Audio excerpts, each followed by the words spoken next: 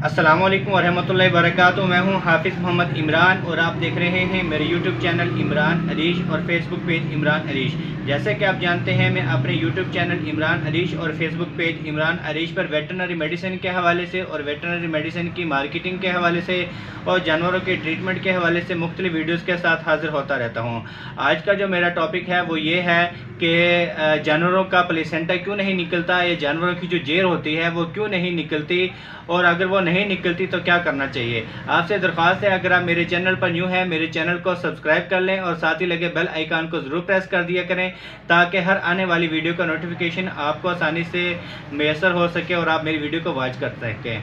अब आते हैं टॉपिक की तरफ। जैसे कि आप इंट्रो में सुन चुके हैं कि आज का जो हमारा टॉपिक है वो प्लेसेंटा के हवाले से है, यानी जेर ना निकलने के हवाले से है। सबसे पहले तो आप ये जान लें कि प्लेसेंटा होता क्या है। प्लेसेंटा जो है वो बेसिकली एक पाइप का टुकड़ा होता है, एक पाइप का, यानी कि एक बच्चा होता है, बच्चे के ऊपर जो है वो एक पाइप नुमा जो है वो एक झिल्ली से जो है वो चढ़ जाती है, इसको प्लेसेंटा कहते हैं। उस झिल्ली के अंदर जो है वो बच्चा रहता है और उस झिल्ली उस पाइप के टुकड़े के ज़रिए जो है वो जानवर जो है वो अपने बच्चे को जो है वो फीड पहुंचाता है, खुराक पहुंचाता है, जिससे अल्लाह ताला उस बच्चे को ज़िंदा रखता है। तो ये तो हो गया एक प्लेसेंटा।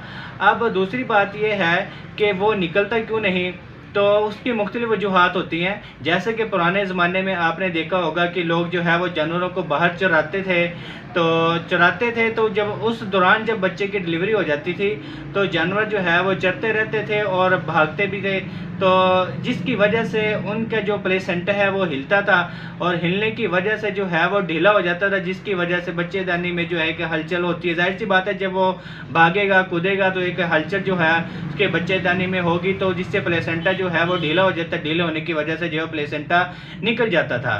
तो अब जो ज़्यादातर लोगों को ये प्रॉब्लम जो है वो अक्सरियत से जो है वो एक फेस करना पड़ता है। जो लोग फार्मिंग का काम करते हैं, गाय भैंसा रखते हैं, तो उनको जो है वो हर साल एक केस, 2 केस, 5, 6 केस, 3 केस जो है वो ये देखने में आते हैं कि उनका प्लेसेंटा नहीं निकलता। तो वो क्या करते हैं, किसी डॉक्टर को बुला के जो है वो प्लेसेंटा निकलवा लेते हैं, जिससे उनका नुकसान ये होता है कि फ़र्ज़ करें अगर वो पहले सुबह पर जानवर जो है वो 20 लीटर दूध दे रहा, तो अब ये वाला जो सुबह होगा 20 लीटर वाला जो जानवर है वो ये याद रखें वो 10 लीटर पे आ जाएगा या 7-8 लीटर पे आ जाएगा। उसकी वो रेशो नहीं होगी जो उसने पिछले साल जो है वो दूध दिया था।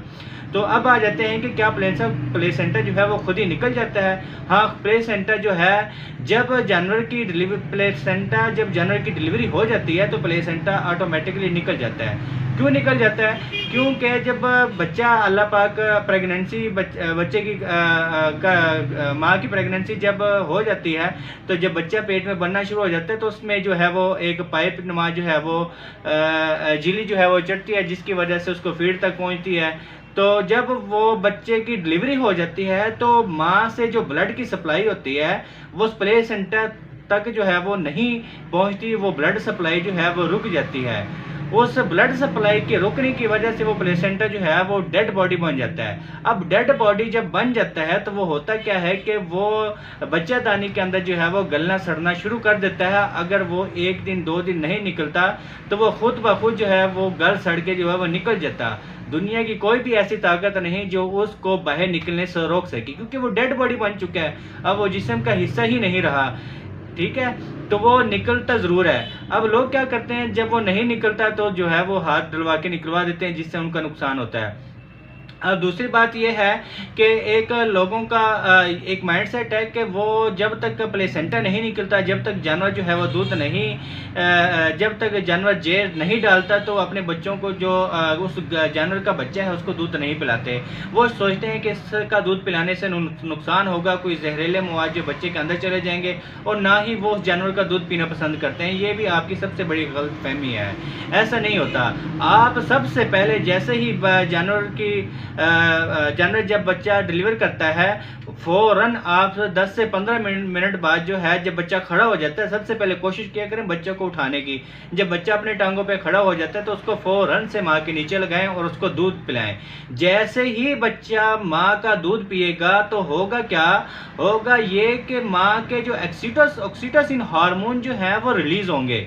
जैसे क्योंकि दूध के जरिए ऑक्सीटोसिन हार्मोन जो है वो रिलीज हो जाते हैं। जैसे ही ऑक्सीटोसिन हार्मोन जो है वो रिलीज होंगे तो बच्चादानी में जो है वो एक हलचल होगी, जिससे जो है वो बच्चादानी हिलती है, जिसकी वजह से प्लेसेंटा जो है वो अंदर से जो है वो छूटना शुरू कर देता है। और जब बच्चादानी में हलचल होती है, दूध निकल जाता है, तो वो जानवर जो है ये बिलीव कीजिए रिलैक्स अपने आप को महसूस करता है और वो नीचे बैठ जाता है। जैसे ही जानवर दूध निकालने के बाद, रिलैक्स होने के बाद उसका ऑक्सीटोसिन हार्मोन निकल जाता है तो वो जो है बैठ के रिलैक्स महसूस करता है और उसके बाद जो है वो ऐसा ऐसा जो है उसका प्लेसेंटा निकलना शुरू हो जाता है। जब जानवर ये फील करता है कि अब मेरा प्लेसेंटा जो है बाहर निकलेगा तो वो एकदम से उठता है। एकदम से जब उठता है तो नीचे प्लेसेंटा पहले से कुछ जो है वो लटका हुआ होता है, वो उसमें झटका लगता है। जब झटका लगता है तो प्लेसेंटा एकदम से नीचे जो है वो गिर जाता है।